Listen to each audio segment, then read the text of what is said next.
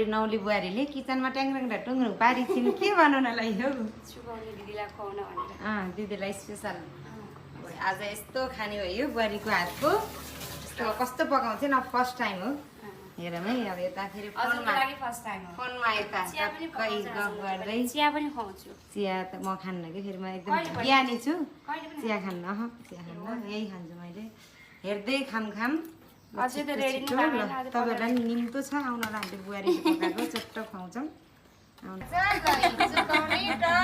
लाएर बुहारीले बनाएर दिँदैछिन् हामीलाई अब यहाँ खाने मान्छेहरू लाइन छन् हात उठाएर क्युमा छन् मलाई चाहिँ धेरै ल्याऊ ल अलि धेरै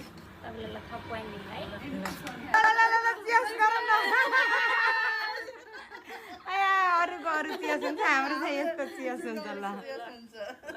यस्तो मिठो बनाउने मान्छेलाई धन्यवाद धेरै धेरै भयङ्करै मिठो छ कि हेर्दै मिठो छ कस्तो छ आबै मिठो छ बुहारीले बनाएको ल ल ल बुहारीको हातै मिठो भन्नु हातैमा मान्छे मिठो छिन् नि